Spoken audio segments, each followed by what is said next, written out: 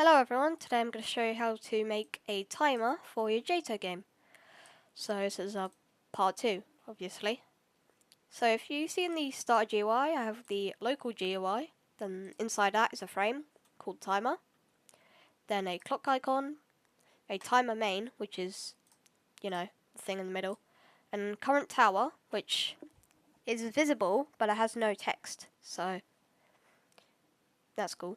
Anyways, I also have a UI aspect ratio, so it stays the same on every device, like that. Then you can also do a corner if you want. Anyways, for the actual GUI itself, I recommend doing ignore GUI inset, so it kind of like, look, I'll show you quickly. If I have a frame up here, and it's kind of like that, and if I tick this off, then if I play the game, it kind of leaves a gap, so you don't want that. You want to press it so it doesn't have a gap, as you can see. So it's kind of like a quick explanation before we get into the actual part of the tutorial, which is scripting the actual thing. So if we go into the main script here, you can see it looks mostly the same. There's like one difference, but that's it. Anyways, so what you want to do is you want to add a new service. So local run service is game : get service run service. So you see we have run service. This is basically how the time's going to work. Then what you can do is you can do local player GUI is equal to player control player GUI. Then local timer G. Then local GUI, which is why I named this. So you can do play GUI, child, local GUI, and then we can do local timer main. Nope, timer frame is local GUI, child, timer frame. Then local timer main is timer frame, child, timer main. And then finally we have local current tower is the frame, child, current tower. So that's pretty much it. That's all of the variables we need to do. Oh, actually, we need to do local timer running is false. Then at the bottom we can do local timer 0. So this is the script so far. We have 38 lines. If you don't, then you've probably done something of your own, which is fine. So what we want to do here is, under this little second C frame, you want to do timer running is true. And then what you can do is you can go run service dot render stepped connect function delta. So what delta is basically how long it takes between each frame. So this is kind of to make sure that it doesn't change depending on the FPS, which is cool. Because sometimes if players have a higher FPS, then the timer might go higher, like it might go faster. People with higher FPS if you don't have the delta. So cool. We need to check if timer running, then timer plus equals delta. Else timer is 0. So if timer is running, then it's just gonna add on to delta. If it's not, then it's just gonna set it to 0. What you can do is you can do player.character.humanoid.died connect function. Now this is kind of just to reset the timer. So timer running is false. So it just sets it back to 0. You can also do current tower is nothing. So down here, what you want to do is actually quickly make a function called timer text. So here we have timer text. So you just have to make that quick function, and then you can do local milliseconds.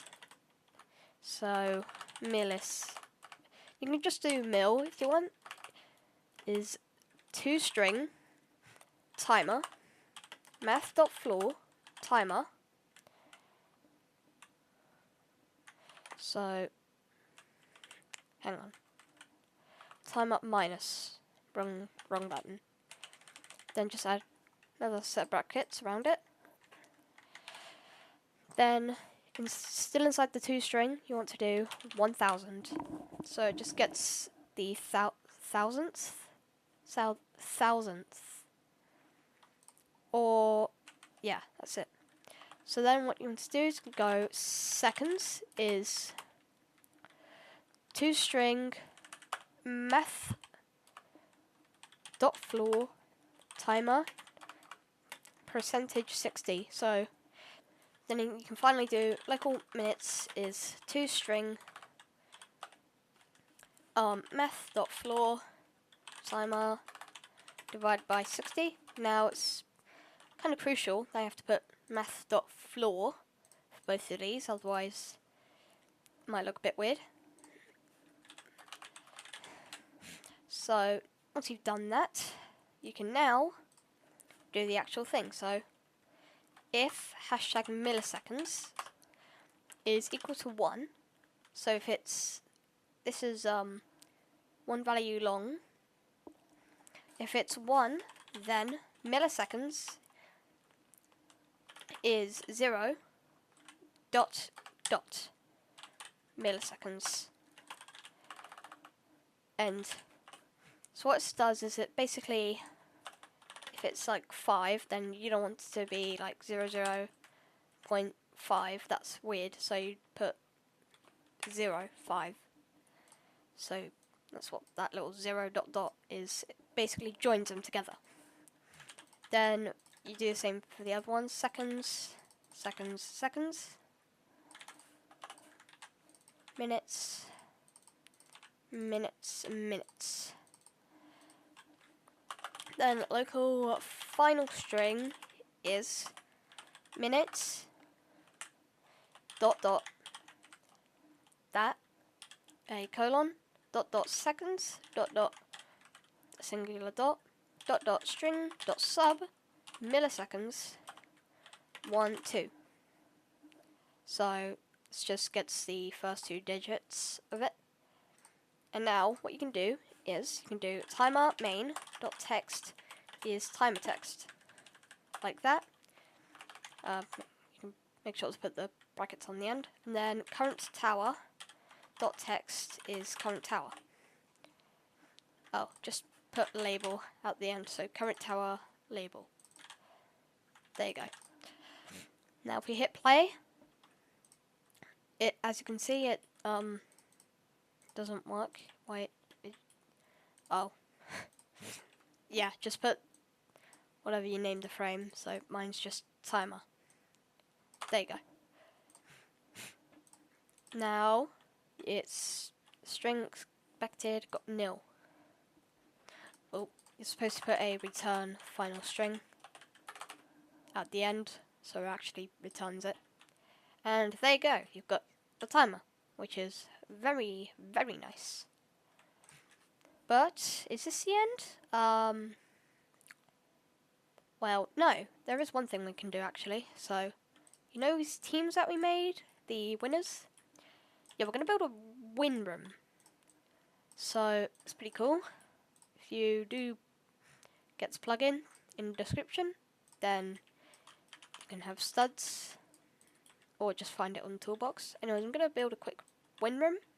It's not going to be anything special, it's just going to be like a box, because why not? And make sure it's anchored, then you can group it and call it win room. And in the checkpoints folder, you can duplicate the start and put it in the center of the win room. Then move it up, face the direction you want to face, so that way, I guess. Then you can call it winners. And then team color, you should do neon orange. So just find neon orange. There it is. Then yeah, that's pretty much it for the win room. So after you've done that, you can now make a Winpad. So you can just add a part, get the and get it anchored, make it whatever size you want. I'm gonna make it this size because I like this size, and then I'm just gonna center it. So you know that size, that's fine. Then you can make. Then I'm gonna make it neon 0.5 with a really red, so it kind of, you know, it's bright. Then you can do Winpad or just Winpad. Then you can go to the description where I've put the Winpad particles, which you can get, you know. So I'm only gonna have the particle emitter, but you can also have the rainbow if you want. So once you've done that, as you can see, it's confetti. Woohoo! Anyways, so there's two ways of doing the Winpad changing. You can basically go into server script service and add a script to do it for all of them. So you can do that, or you can do it separately in the Winpad. So I'm going to do the server script service, and then you can call it like pads or something. And then what you can do is quickly parent the Winpad to the towers and put it in your tower, you know, and then you can put it inside the obby. So you have, you know, the Winpad. So what you can do is you can do for I, part in pairs workspace colon get descendants do. So what get descendants does? Go away! I don't care. Okay. So what get descendants does is instead of getting like, so all of these are the children, right? There's because the parent is the workspace. What descendants does is it gets everything inside the children as well. So you have these, which are part of the checkpoints, but they're technically a descendant of the workspace. So what you can do is you can do if part.name is equal to Winpad. Then you can add a function if you want called start Winpad, and then Winpad.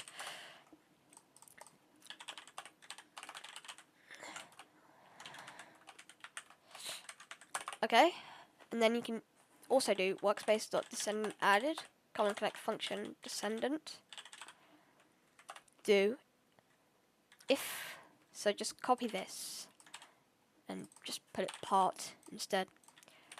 Then if you want, you can do local active Winpads equals that. So you can put table.insert active Winpads part.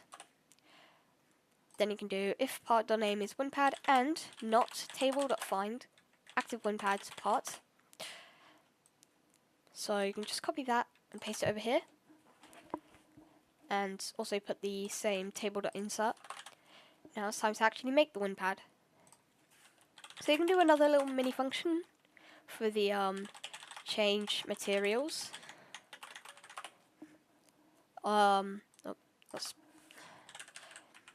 So you can do it like the materials in here. So local materials is, just let me quickly, okay, here we go. Neon, brick, grass, cobblestone, sand, not snad, sand, and wood, planks, and wood. Then local color is equal to brick color dot random. So just gets a random brick color. And what you can do is for while 0.05 do change materials. I'll also put a coroutine.wrap. Coroutine.wrap start Winpad. This is just so that it doesn't get stuck on this part. So yeah. Then what you can do is you can do Winpad.material is equal to materials random.new.next integer. Wait, I think it has to be a colon. Next integer. There we go. 1, hashtag materials. Materials. Winpad.color is equal to color. Or you can just save yourself a line and do that. So, sick. We've done that. Now what you can do is you can do winpad.touched::connect function. And then for the argument, you can put hit.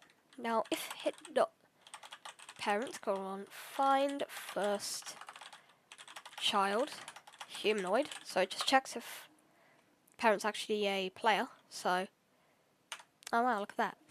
Then you can do hit.parent. Wait, actually, this is better. You can do local character is equal to hit.parent. Character.humanoid root_part.cframe is workspace. .checkpoints.winners.cframe times cframe.new 0, 1.4, 0 or 0.5 or whatever. Then player.teamColor is brickcolor.new neon orange or whatever you put for your team. So let's see that in action, you know? If we hit play, color, oh, sorry, this is supposed to be brick color, like that. There you go. And oh my god, word planks. Okay, we good? We good? Okay. Now you see this guy, me. Just bring him up to the top. Oh, wow, so amazing. Oh my god, just go up. Why is it a conveyor? Sorry, why is it a... Oh, wait, I just accidentally made a conveyor. Oh wow, look at that. Anyways, touch it. Whoa, so cool. But now we can go into replicate storage, add a folder called remote events, put a remote event inside it and call it Winpad touched. Then what you can do is you can do a move the variable up here, then local oh my god, local replicate storage, this game, come on, get service, replicate storage. Local remote events is replicate storage, come with child, remote events. Local Winpad touched is remote events, come with child, Winpad touched. Then you can do Winpad touched, fire client, the player. And what you can do is you can go here and do function send message.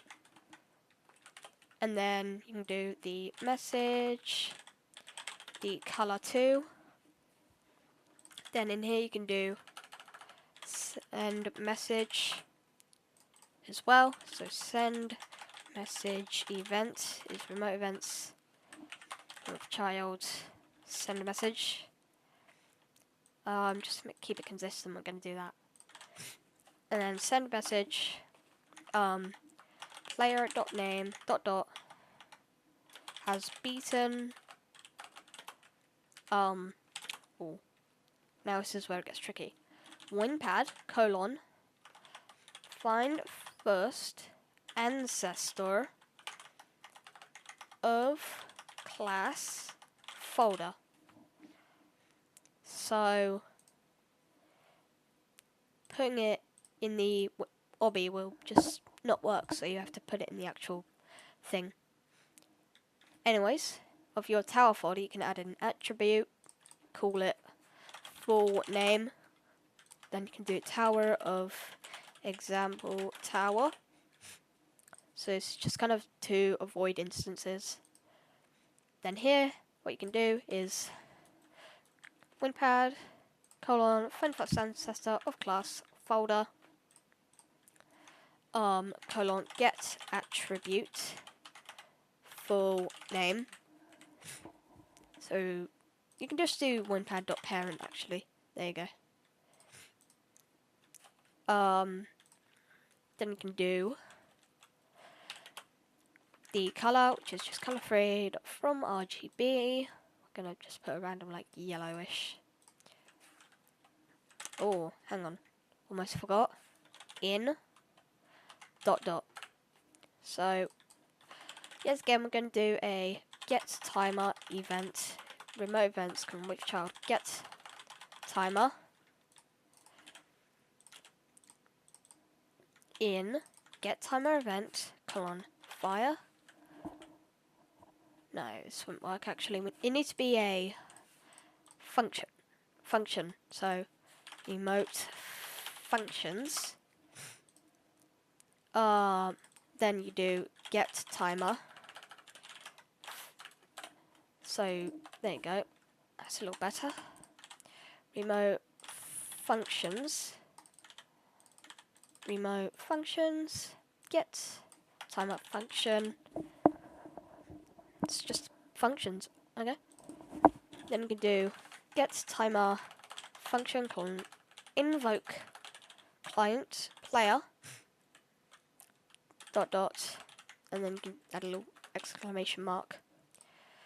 So what this does, it just, you can actually, let's do something else actually. What you can do is you can do local string is, or just str, is %s has beaten %s in %s. So what this does is you can do string dot format str player dot name or display name if you want. Winpad dot parent dot get attribute full name, and then get timer function invoke client player.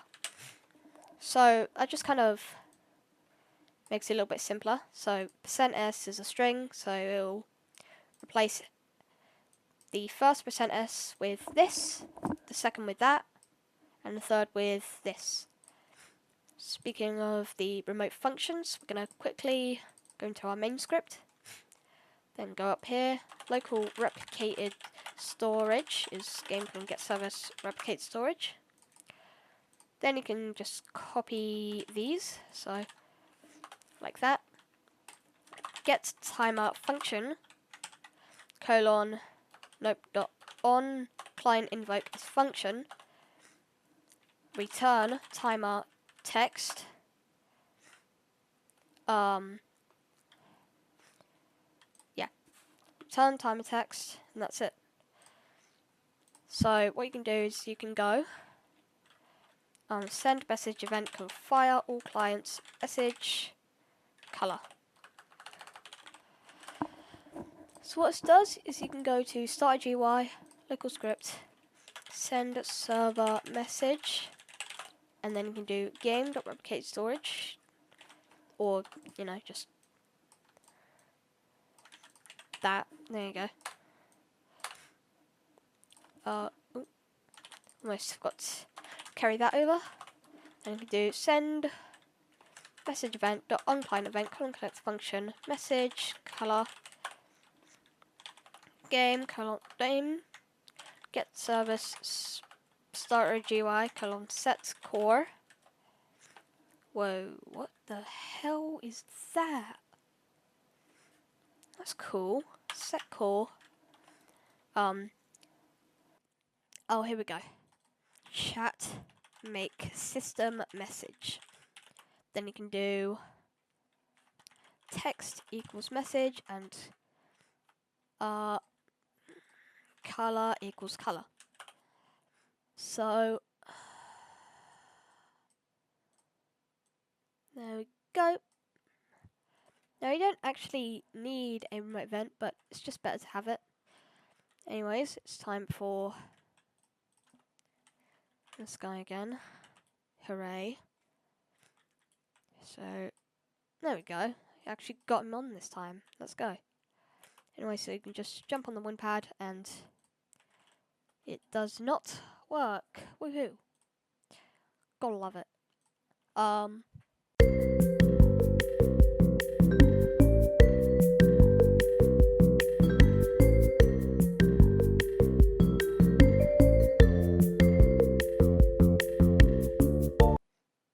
Right. And player dot team color is not equal. Oh wait, hang on.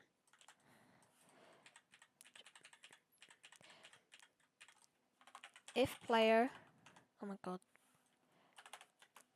player there color dot team color is equal to that, then return. And what you can do is you can also do like a task just to wait, just so it gives it enough time. And oh, you know what? I think I know why.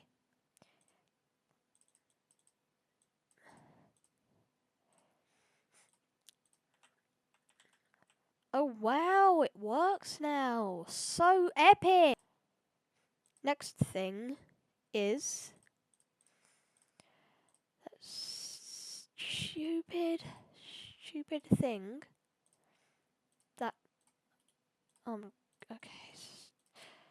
This is avatar. This is hell. Okay. Chat. Bubble chat. No. What you can do is you can just go here. Chat. Copy. Yep, that thing. This is a private. Oh my god, I'm gonna go insane. Oh my god. Team. No, nothing to team. Oh, here we go. Team chat. Cool. Run.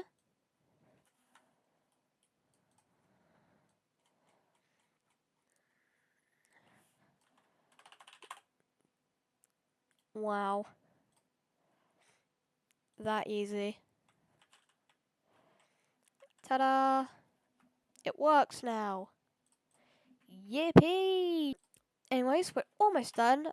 I just want to do a few. We just need to fix up a few things, like we need to quickly Winpad touched. Just copy that again. There we go. Winpad touched event dot on client event colon connects function. Timeout running is false. Wait, just wait. And there we go. 0. Woohoo! Oh, and also current tower is nothing. So yeah, that's it. We've done it. So thank you guys for watching this episode. I hope you enjoyed it, and I'll see you later. Bye. Drop.